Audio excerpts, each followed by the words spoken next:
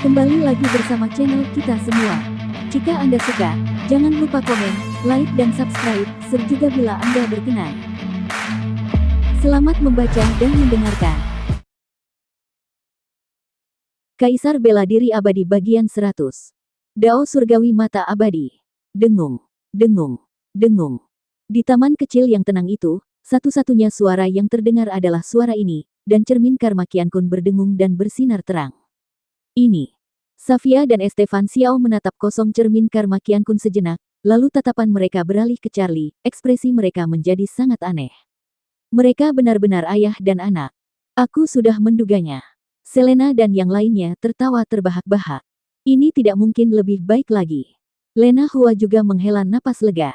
Dia benar-benar anakku. Tubuh Salman Haotian bergetar, dan dia perlahan mengalihkan pandangannya ke Charlie, matanya dipenuhi kegembiraan. Charlie, ikatan darah lebih kuat dari yang lain, kau adalah anakku. Ini. Bagaimana ini mungkin? Charlie masih menatap kosong ke arah cermin Karma Qian Kun yang berkilauan, tidak mampu mencerna hasilnya untuk sesaat. Aku tidak percaya, kata Charlie, nadanya sangat dingin. Percaya atau tidak, ini adalah fakta yang tak terbantahkan. Merasakan nada suara Charlie menjadi dingin, Salman Haotian menyentuh wajah Charlie dengan mata penuh rasa bersalah. Nak, pulanglah bersama ayahmu. Aku tidak akan kembali bersamamu. Charlie bereaksi keras, mundur selangkah dan menepis tangan Salman Haotian yang terulur padanya. Ekspresinya menjadi lebih dingin dari sebelumnya. Nama keluargaku Ye, namaku Charlie Ye, aku murid Safia Chu, dan murid Sekte Heng Yue. Aku sama sekali tidak ada hubungannya dengan keluarga Haotianmu. Charlie. Salman Haotian buru-buru melangkah maju. Tetap di situ dan jangan mendekat, kata Charlie dingin, kilatan cahaya dingin terpancar dari matanya. Salman Haotian segera berhenti, tidak ingin terlalu membuat Charlie sedih, tetapi matanya penuh dengan rasa bersalah dan menyalahkan diri sendiri. Ini salahku, aku telah mengecewakanmu, aku telah mengecewakan ibumu, beri aku kesempatan untuk menebus dosa-dosaku. Sudah kubilang, aku sama sekali tidak ada hubungannya dengan keluarga Haotianmu. Suara Charlie semakin dingin, dan cahaya yang menusuk berkumpul hingga mencapai puncaknya, berubah menjadi cairan dan berkilauan di matanya. Itu adalah air mata kesedihan dan kebencian. Penglihatannya menjadi agak kabur, dan melalui kekaburan itu, ia melihat gambar-gambar yang terfragmentasi. Saat itu tengah musim dingin, dan ia mempertaruhkan nyawanya untuk merebut makanan dari anjing liar. Meskipun tubuhnya dipenuhi luka, ia tetap memeluk makanan yang telah dicurinya dan tertawa bodoh. Di malam yang gelap gulita, seorang anak compang camping meringkuk di sebuah kuil yang bobrok, menggigil dan menyeka air mata kesedihan. Dia tidak memiliki ingatan tentang orang tuanya, hanya ingatan yang penuh dengan kekosongan. Pada akhirnya, air mata di mata Charlie berubah menjadi kilatan dingin, dan taman kecil itu menjadi sunyi senyap. Saat ini, semua orang menatap Charlie. Bahkan Dev, yang sedang mengobrol dengan Yuki di sebelah, tak kuasa menahan diri untuk menoleh. Bahkan Yuki, yang sedang berlatih dengan gegabah, meletakkan pedangnya. Adik, kau tidak tahu tentang ini sebelumnya. Estefan Xiao menatap Charlie, tetapi kemudian mengirim pesan telepati kepada Safia. Aku benar-benar tidak tahu. Safia masih tercengang. Hasil ini terlalu tak terduga baginya. Adikku, menurutmu ada kemungkinan? Estefan Xiao berpikir sejenak, bahwa Charlie tahu dia berasal dari keluarga Haotian. Kurasa tidak. Safia menggelengkan kepalanya perlahan. Lihat ekspresinya, dia tidak akan pernah mengakui berasal dari keluarga Haotian. Jika memang begitu, mengapa dia repot-repot menggunakan nama keluarga Haotian untuk menutupi identitasnya? Bukankah itu berlebihan? Bukankah ini terlalu kebetulan? Estefan Xiao menggosok pelipisnya dengan keras. Bagaimana mungkin nama sembarangan bisa cocok seperti ini? Ini seperti lelucon. Kesalahan perhitungan yang serius. Safia menarik napas dalam-dalam. Fakta membuktikan bahwa Charlie memang anggota keluarga Haotian. Jika memang demikian, mereka akan melakukan segala daya upaya untuk membawa Charlie kembali. Safia salah perhitungan, dan dengan selisih yang tak terduga. Apa yang seharusnya menjadi lelucon ternyata menjadi kenyataan, membuatnya masih terkejut dengan hasilnya.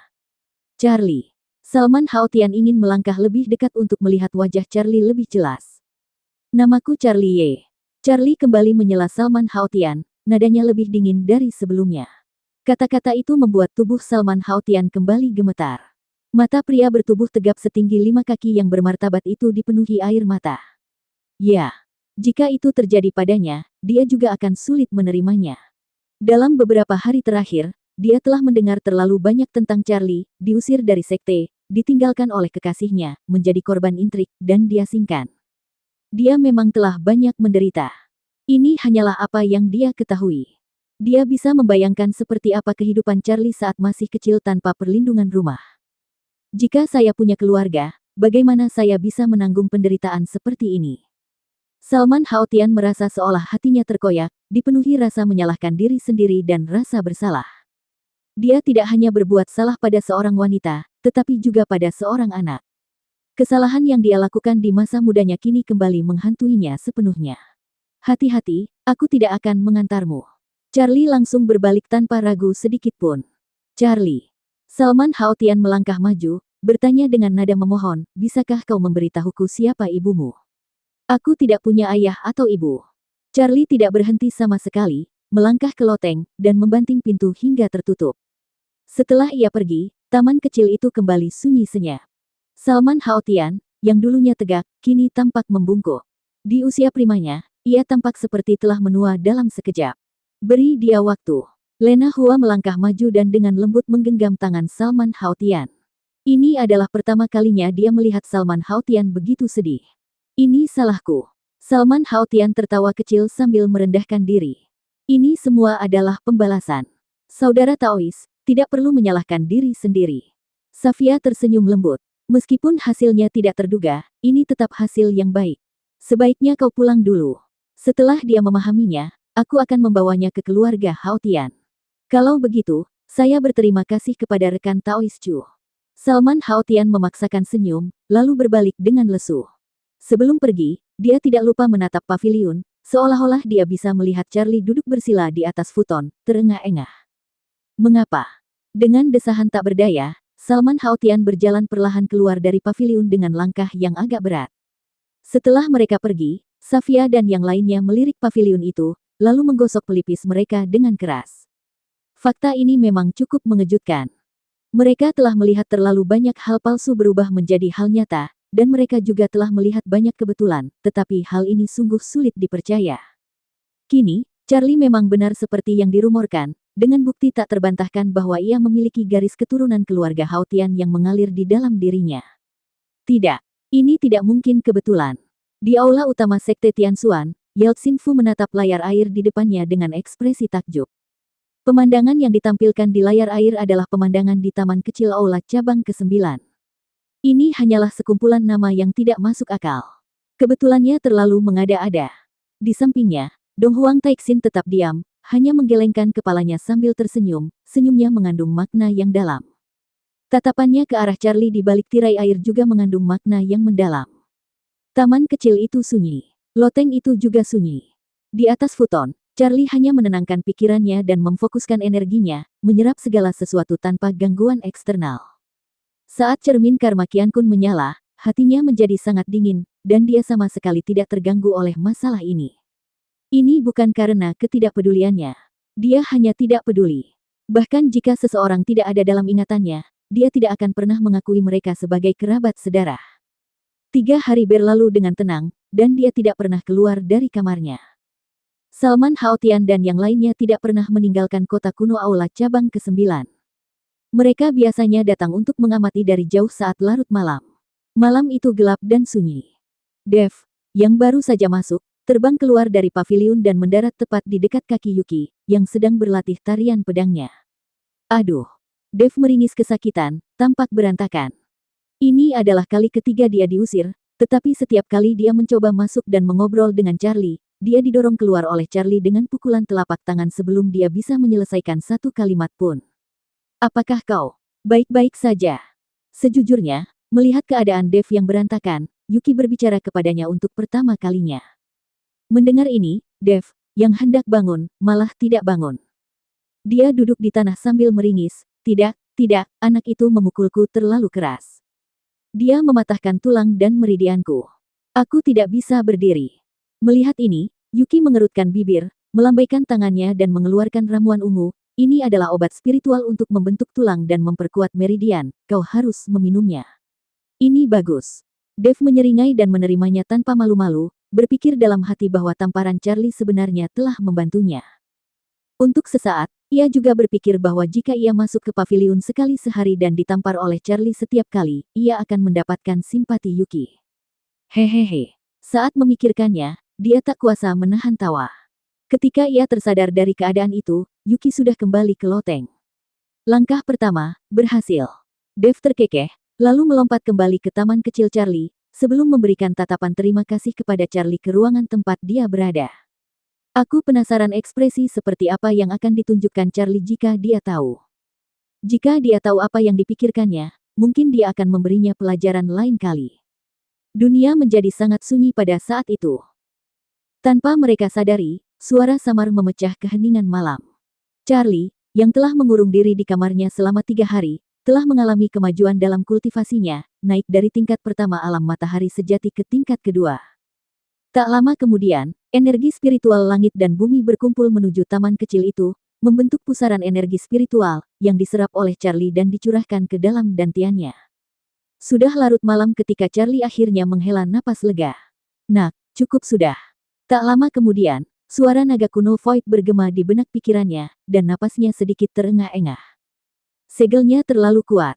Aku hanya bisa memadatkan sedikit kekuatan jiwa naga, tapi itu sudah cukup bagimu untuk merenung. Baiklah. Charlie segera bangun dari tempat tidur. Ada sesuatu yang harus kuingatkan padamu, kata naga kuno Void. Teknik rahasia ini bukan main-main. Cobalah sekali saja, jangan terlalu mendalaminya, atau semuanya akan lepas kendali dan kau mungkin tersedot ke dalam lubang hitam ruang spasial.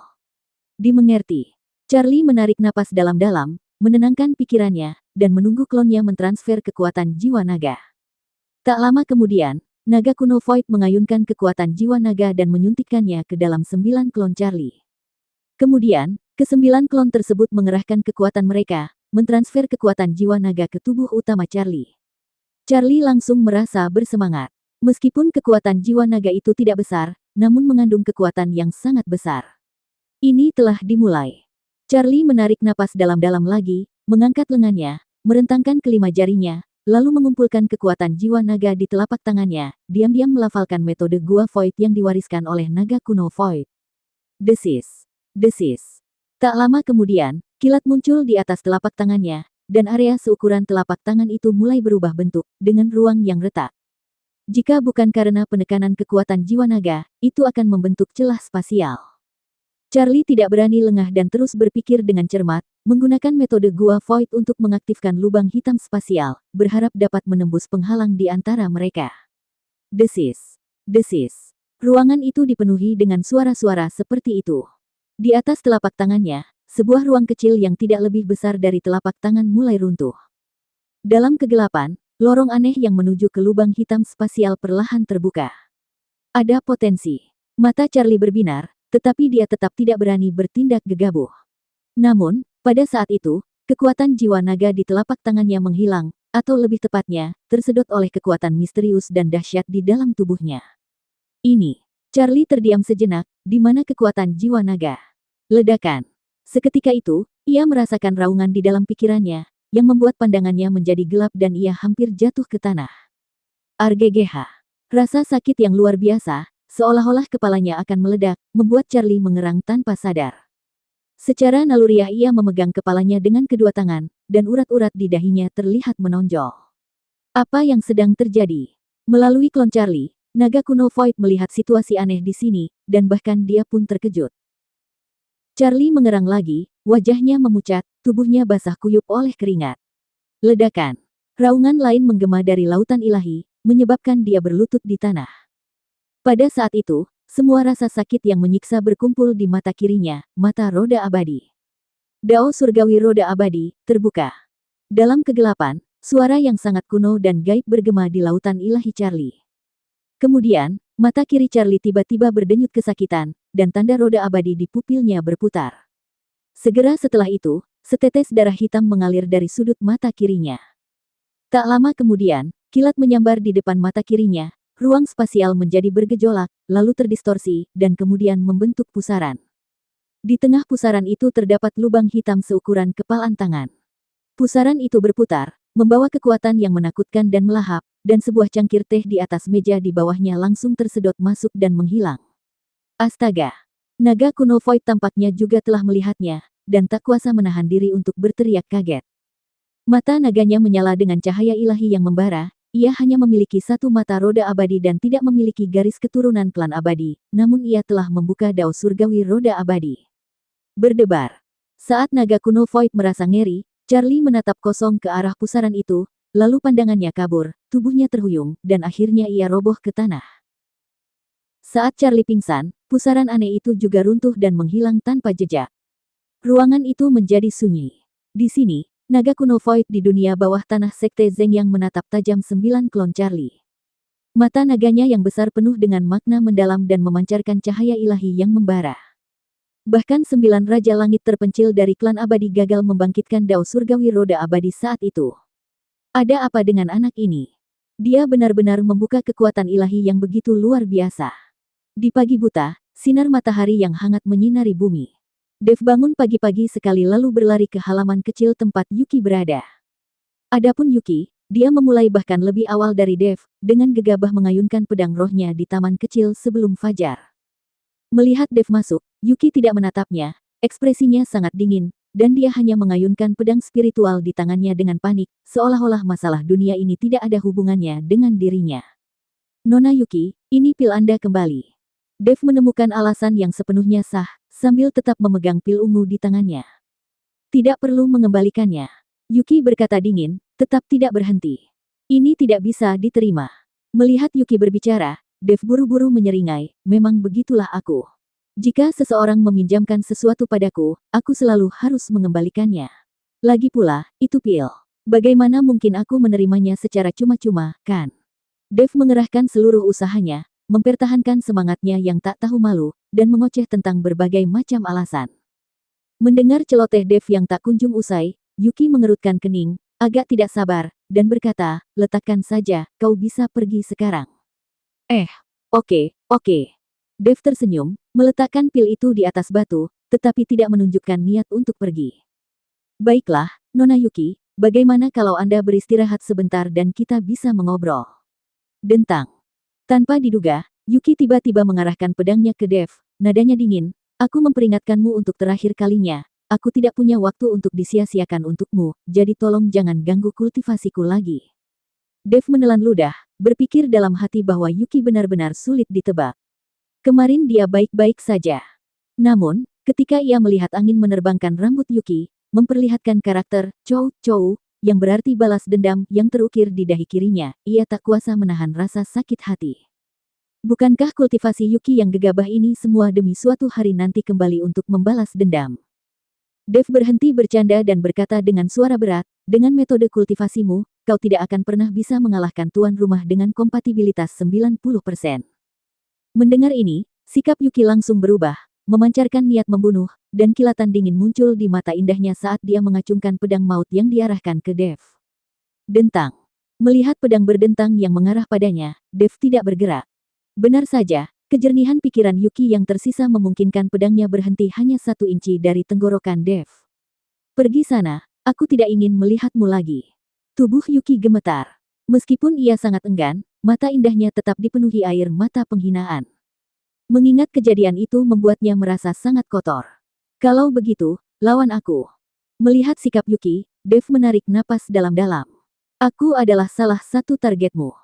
Jika kau bahkan tidak bisa mengalahkanku, maka tidak mungkin kau bisa mengalahkan seorang host dengan kompatibilitas 90%. Aku tidak butuh simpati darimu. Kalau begitu, izinkan aku menanggung kebencian ini bersamamu. Mendengar ini, Yuki gemetar dan menatap kosong ke arah Dev. Apakah dia menyatakan cintanya pada wanita yang begitu hina ini? Tiba-tiba, taman kecil itu menjadi sunyi. Aduh. Di loteng, Charlie tiba-tiba duduk tegak dari lantai, menggelengkan kepalanya dengan keras, masih merasa pusing. Nak, kau sungguh hebat. Seketika, suara lantang dan sombong terdengar di benak Charlie, kau benar-benar membuka dao surgawi roda abadi. Dao surgawi roda abadi. Charlie terkejut, dan bertanya dengan ragu, apakah Anda berbicara tentang pusaran dari tadi malam? Ya. Pusaran itu adalah dao surgawi roda abadi. Naga kuno Void tertawa santai. Itu adalah kekuatan ilahi bawaan dari mata roda abadi 6 jalan. Itu bukanlah teknik terlarang, tetapi dalam arti tertentu, itu lebih dominan daripada Amaterasu-mu. Mendengar ucapan naga kuno Void, Charlie mulai mengingat kembali kejadian semalam, pusaran aneh itu, dan lubang hitam seukuran kepalan tangan di tengah pusaran tersebut. Tunggu sebentar. Memikirkan bentuk pusaran itu, Charlie mengerutkan kening dan bertanya, mengapa aku merasa bahwa dao surgawi roda surgawi agak mirip dengan gua Void dari klan naga kuno Void-mu? Ada lubang hitam di tengahnya. Jika aku tidak salah, lubang hitam itu terhubung ke lubang hitam spasial. Yah, dalam arti tertentu, bisa dikatakan begitu. Naga kuno Void tidak menyangkalnya, dan perlahan berkata, gua Void dan dao surgawi roda abadimu adalah sama. Lubang hitam di pusat pusaran terhubung dengan lubang hitam spasial. Pada titik ini, naga kuno Void berhenti sejenak sebelum melanjutkan, namun, dari perspektif lain, keduanya berbeda. Menggunakan teknik rahasia gua Void membutuhkan kekuatan jiwa naga dan sangat berisiko, tetapi dao surgawi roda abadi Anda berbeda. Itu adalah kekuatan ilahi yang dipicu oleh mata roda abadi 6 jalan Anda, hanya mengonsumsi kekuatan pupil mata roda abadi dan esensi Anda sendiri. Risikonya sangat kecil, tetapi premisnya adalah Anda tidak menggunakan dao surgawi roda abadi pada diri Anda sendiri. Apa maksudmu dengan menerapkan dao surgawi roda surgawi pada diriku sendiri? Tanya Charlie dengan bingung. Mudah dipahami. Kau juga melihatnya tadi malam. Pusaran dao surgawi roda abadi menyedot sebuah cangkir teh. Cangkir teh itu sekarang berada di dalam lubang hitam spasial. Pusaran dao surgawi roda abadi memiliki fungsi melahap. Apapun yang ditelannya akan muncul di dalam lubang hitam spasial. Aku mengerti. Charlie mengusap dagunya. Jadi, itu berarti jika aku menggunakan dao surgawi roda abadi pada diriku sendiri, aku akan ditelan ke dalam lubang hitam spasial. Bisakah aku memahaminya seperti itu? Benar sekali. Naga kuno Taiksu tersenyum santai. Jika aku terjebak dalam lubang hitam spasial oleh dao surgawi roda abadi milikku sendiri, apakah aku masih bisa menggunakan teknik rahasia ini untuk keluar dari lubang hitam spasial? Tanya Charlie dengan penasaran.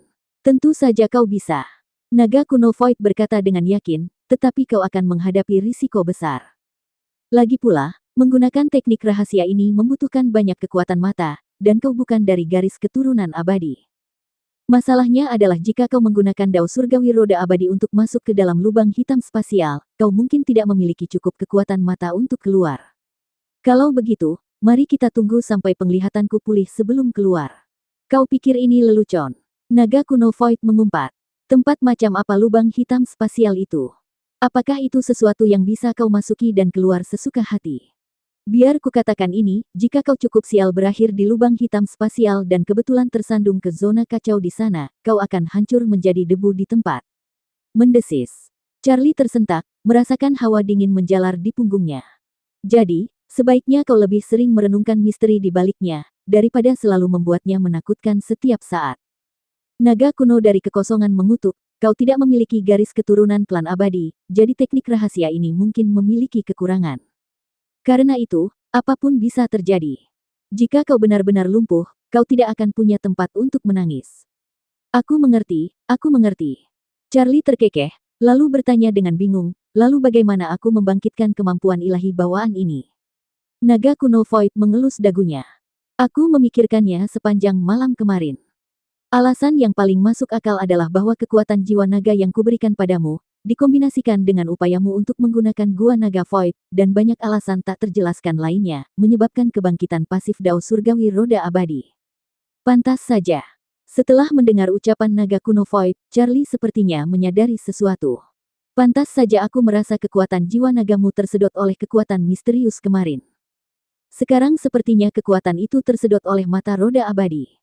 Saat memikirkannya, mata Charlie berbinar, dan dia terkekeh sambil menatap naga kuno Void. Tuan Naga, jika Anda bisa memberi saya lebih banyak kekuatan jiwa naga, mungkin saya bisa membangkitkan beberapa kemampuan ilahi bawaan lainnya. Sudahlah. Naga kuno Void itu menatap Charlie dengan kesal. Kau tahu berapa harga yang kubayar untuk memadatkan kekuatan jiwa naga itu? Kau seharusnya tahu bahwa aku masih dalam keadaan tersegel. Lagi pula, itu hanya kebetulan. Bagaimana bisa kau selalu beruntung? Jika kau menginginkan kekuatan jiwa naga itu, cepatlah selamatkan aku. Aku mengerti, aku mengerti. Charlie tak kuasa menahan tawa canggungnya. Bab kekurangan. Setelah menyelesaikan percakapannya dengan naga kuno Void, Charlie duduk bersila di lantai, menenangkan pikirannya dan berkonsentrasi pada misteri Dao Surgawi Roda Abadi. 9 jam kemudian, akhirnya dia menghela napas panjang. Tiba-tiba, dia sedikit menutup mata kirinya dan mulai mengumpulkan kekuatan pupilnya. Dao Surgawi Mata Abadi, buka. Dengan teriakan pelan, mata kirinya tiba-tiba terbuka, tanda roda abadi di pupilnya berputar, dan setetes darah mengalir dari sudut matanya.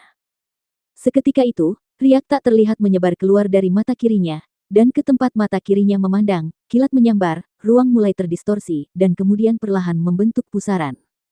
Di tengah pusaran itu terdapat lubang hitam seukuran kepalan tangan, dan kekuatan mengerikan sedang melahapnya. Seketika itu juga, teko teh di atas meja tersapu ke dalam pusaran air. Kenapa meja itu tidak bisa digeser masuk? Charlie berhenti menggunakan kekuatan supranaturalnya dan tanpa sadar mengelus dagunya. Itu karena kultivasimu terlalu lemah, dan pusaran Dao Surgawi yang dapat kau dukung terlalu kecil. Naga kuno Void muncul kembali untuk tampil sekilas. Jika kultivasimu berada di alam kuasi surgawi, dan jika kekuatan pupil mata roda abadimu cukup, kau mungkin dapat memperluas lubang hitam spasial di pusat pusaran Dao Surgawi hingga ukuran 3 hingga 5 zang.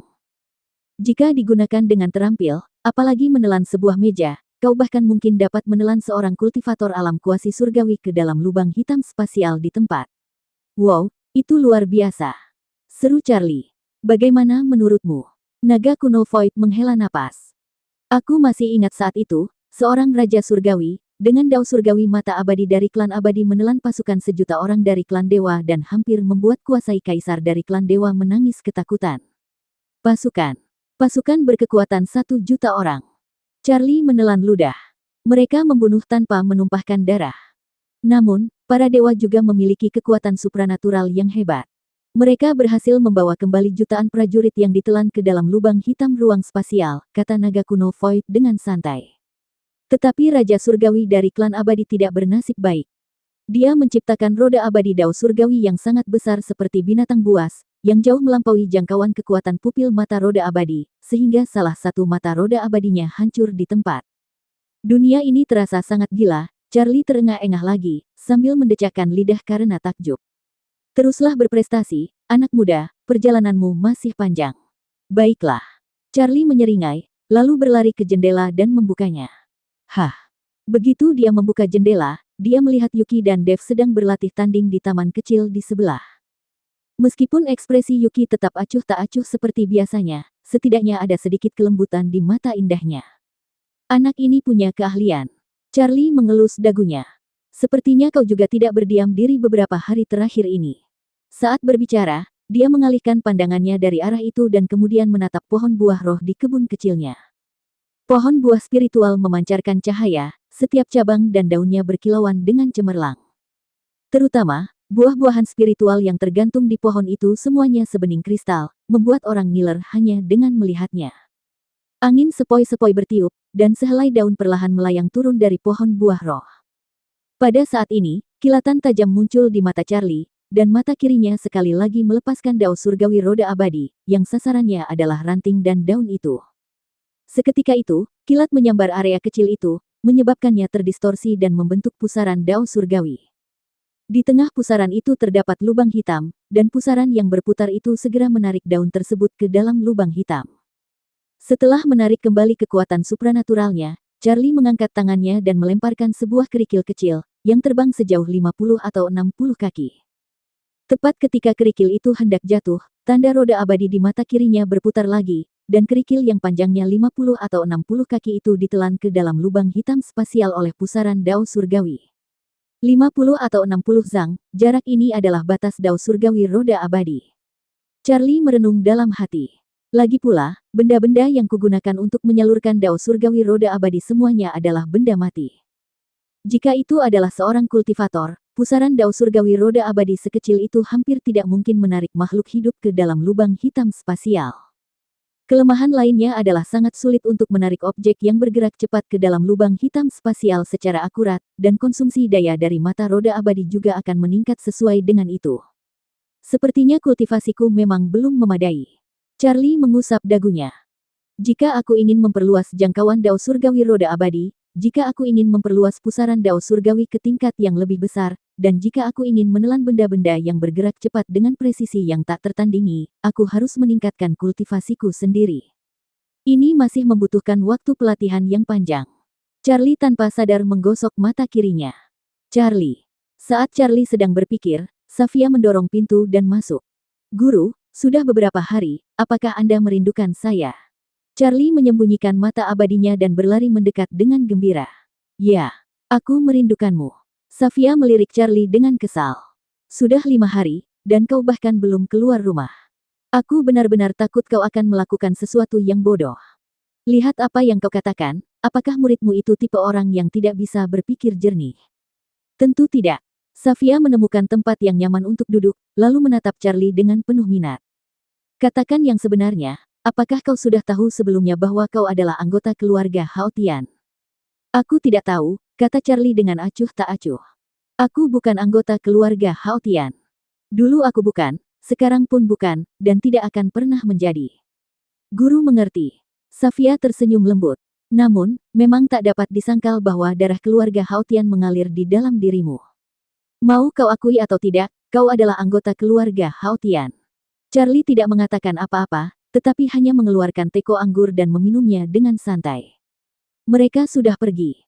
Melihat reaksi Charlie, Safia tersenyum lalu mengeluarkan sebuah token bertuliskan, Hao Tian. Ini adalah token Salman Hao Tian.